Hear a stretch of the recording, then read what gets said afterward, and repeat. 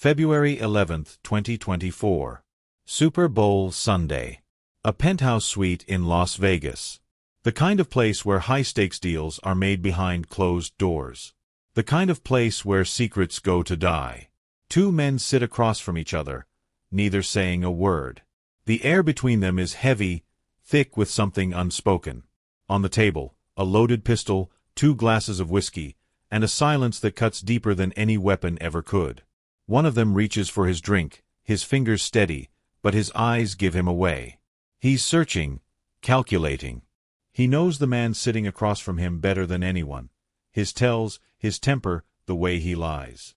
The other man exhales slowly, like he's forcing himself to breathe. His jaw is tight, his grip on the armrest just a little too firm. He's been trained to face death without flinching, but this is different. This isn't war, it's personal. Hours ago, both of them had made a choice. A choice to end this with blood. They had their plans, their targets, their signals. Neither of them hesitated. That was before they knew the truth. The reason they were here, staring each other down like enemies on opposite ends of a battlefield? It wasn't treason. It wasn't a matter of national security. It was something deeper. Something that neither of them had seen coming. Betrayal, humiliation, and the kind of truth that tears men apart. We are True Crime Case Notes, and here we uncover the truth behind unsettling and haunting case. For more true crime stories and tales that peel back the shadows of human nature, we ask that you please make sure to hit the like button, subscribe, comment, and share. Let's continue, shall we? They had known each other for more than 20 years. Two of the most powerful men in the country, tied together by duty, loyalty, and a friendship forged in the shadows. One was the director of the FBI in Washington, a man who had spent his life unraveling criminal networks, hunting threats before they could strike. The other was the CIA's chief in New York, a strategist who had orchestrated operations that never made the news, the kind of missions that shaped history without anyone ever knowing. They had been through it all together. Wars abroad. Political battles at home. A world full of people they couldn't trust, except for each other. They had stood shoulder to shoulder in classified briefings, exchanged knowing glances across hearing rooms where they told carefully crafted half-truths. Their bond was unshakable. Or so they thought. At home, they lived lives that others envied. Perfect on paper. Loving wives, the kind that politicians pointed to when selling the image of a stable America. Beautiful, elegant, always standing beside them at the right moments. The picture of unwavering devotion. And for years, they had no reason to doubt it. But then, something changed. It started small. A shift in routine. A moment of hesitation. A look that lasted a second too long. The way their wives would disappear into another room to answer a call, the subtle way their voices lowered, the way their hands gripped their phones just a little too tight. It was barely noticeable at first. But these were men trained to see patterns where others saw nothing. And once they saw it, they couldn't unsee it. The late-night texts. The soft, hidden smiles. The sudden, unexplained errands. Both men watched their wives grow distant, their laughter turning into something restrained, their conversations punctuated by the absence of words that used to come so easily. Suspicion crept in, slow but steady. At first, they ignored it. They told themselves it was work stress, the weight of the lives they led. But it didn't go away. It grew, fed by every unanswered question, every lingering glance at a phone screen quickly turned face down. Each of them had faced deception 100 times before. They had interrogated spies, broken traitors, uncovered layers of lies so deep most men would get lost in them. And yet, they never imagined they would find themselves here. Their wives were having affairs. The realization was slow, painful. A truth they didn't want to accept, but one that became impossible to deny. Still, neither of them suspected each other. No. That would have been too easy. Too obvious. Instead, they each believed it was someone outside their circle. Some unknown man, hiding in the background, slipping into their wives' lives in ways they had failed to notice. And if there was one thing they couldn't allow, it was being blindsided. So they did what they did best. They investigated. Not with anger, not with desperation. With precision. The FBI director tapped into old surveillance contacts, pulled favors to trace phone records without leaving a trail. The CIA chief called in discreet analysts, men who could track digital footprints without a single keystroke leading back to him. Every call, every text, every movement, tracked. Hidden microphones in their homes, voice recognition software to pick up whispers in the night. GPS locators slipped into their wives' handbags, tracking their every step. What they found should have given them answers. It should have led them straight to the man they each believed was responsible. Instead, it led them somewhere they never expected. Each other. And that discovery, that moment of realization, would bring them closer to death than any war, any operation, any enemy ever had. The truth was staring them in the face, but they didn't see it for what it was. Each man had followed the trail, certain they were about to uncover the identity of their wives' secret lover. And in a way they had.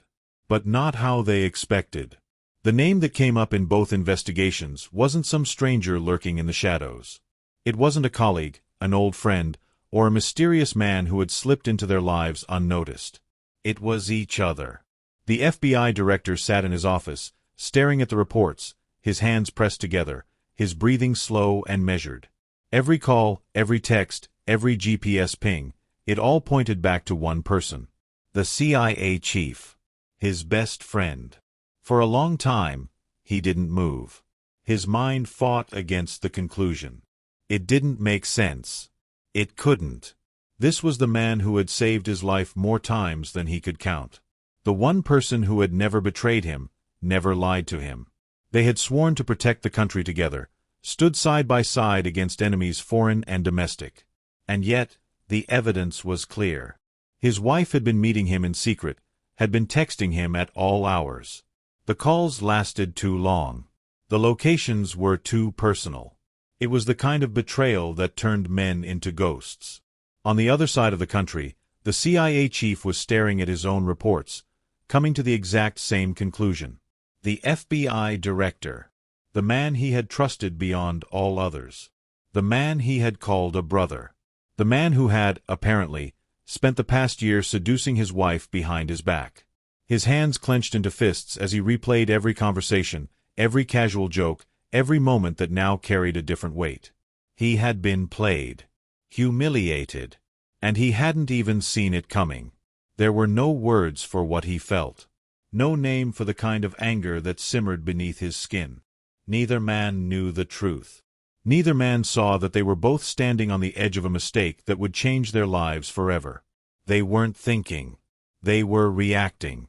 And in their world, when men like them reacted, people died.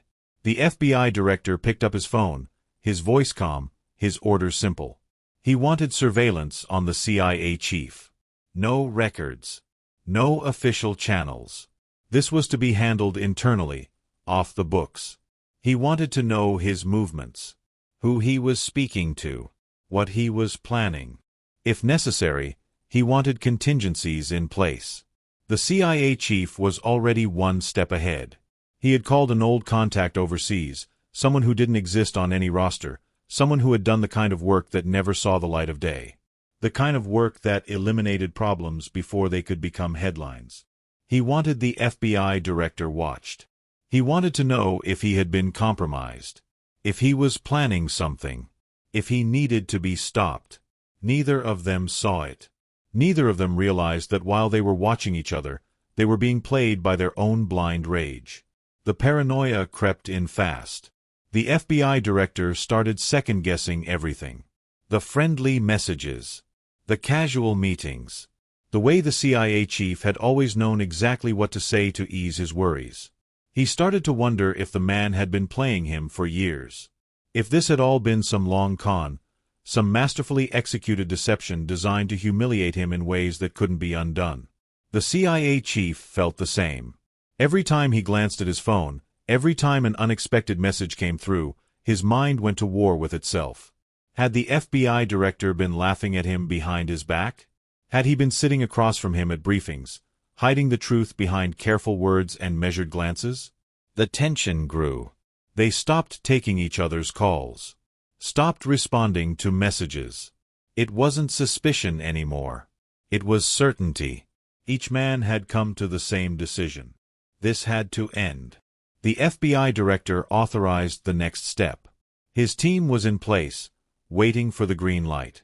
If the CIA chief so much as hinted at retaliation, he would be taken off the board. The CIA chief wasn't waiting for confirmation. The file was already being prepared. A carefully timed leak. A whisper in the right ear. One classified document in the wrong hands, and the FBI director's career, his entire life, would be set on fire. They had spent decades protecting the country from its enemies. And now, they were about to destroy each other. And then, everything changed. The warehouse was silent except for the sound of footsteps.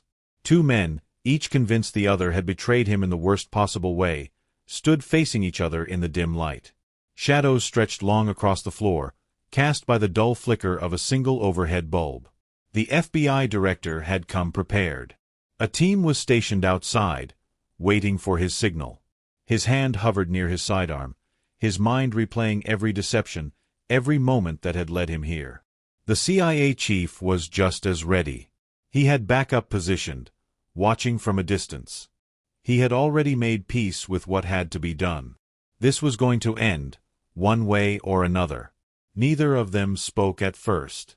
They had spent years reading people, analyzing every shift in body language, every hesitation, every unspoken word. But here, now, standing across from each other, nothing made sense. It was anger. It was confusion. It was the suffocating weight of betrayal, pressing down on both of them.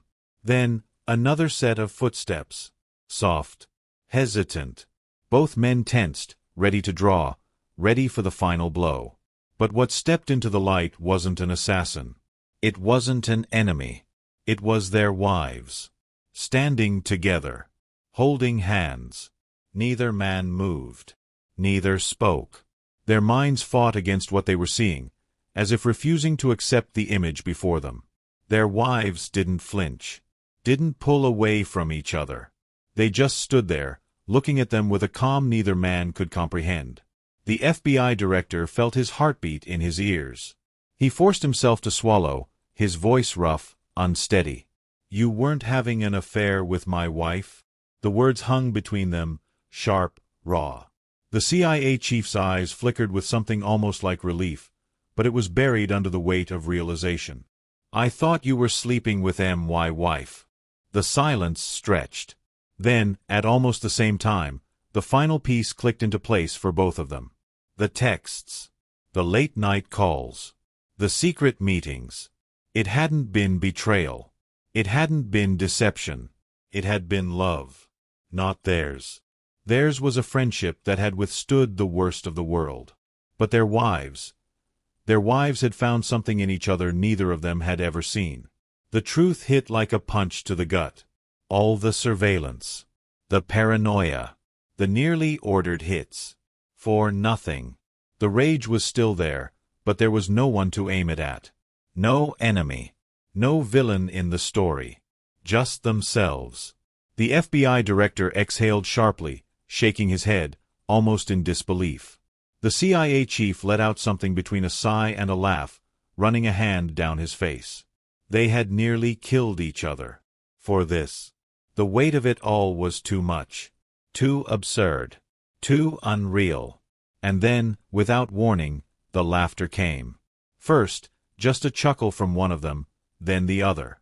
Then they were both laughing, really laughing, the kind of laugh that came from exhaustion, from the sheer insanity of everything they had just put themselves through.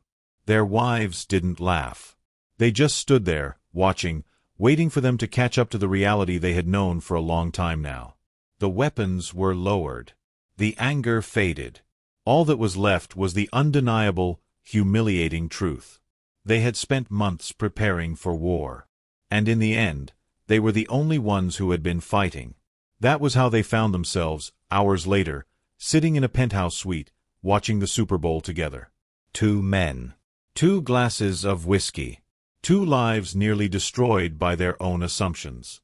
The game played on the giant screen in front of them, but neither of them really paid attention. The FBI director lifted his glass, staring into it like it held some answer he hadn't found yet. Then, with a smirk, he glanced at the man beside him. "If we ever talk about this, I'm making sure you're the one who looks bad." The CIA chief let out a quiet laugh, shaking his head. "Deal." And just like that, it was settled. The stadium roared in the background, millions of voices rising as one, but inside the private suite, there was nothing but the quiet clink of ice in whiskey glasses and the low hum of a television broadcasting the biggest game of the year.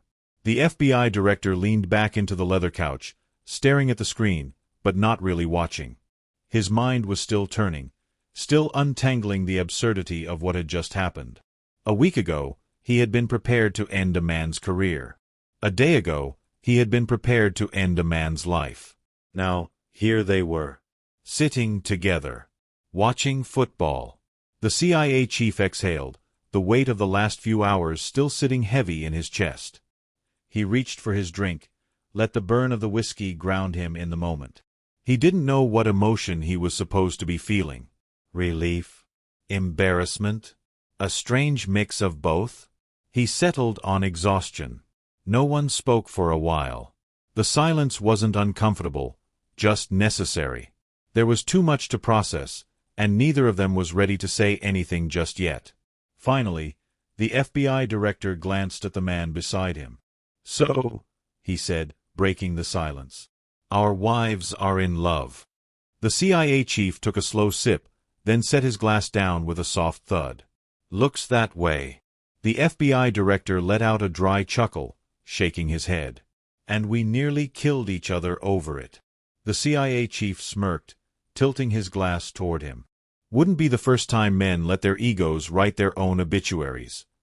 The game continued in the background, cheers erupting from the screen as the score changed, but neither of them looked. A decision had to be made. For a long time, neither of them wanted to be the one to say it first. Then finally, the FBI director sighed and leaned forward, resting his elbows on his knees. "We let them be." His voice was quiet, but firm. "They deserve that." The CIA chief studied his face for a moment, then nodded. "Yeah," he said. "Yeah, they do." It was as simple as that. For all the years they had spent dealing with the worst of humanity, for all the classified secrets they had buried, for all the ways they had shaped history without ever being seen, this was the one moment that had truly humbled them. Their wives weren't their property. They weren't theirs to keep.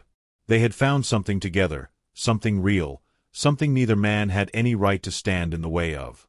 It wasn't easy. It still stung in ways neither of them wanted to admit. But what other choice was there?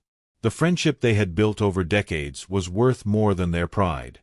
And there was one more thing, something unspoken, but mutually understood.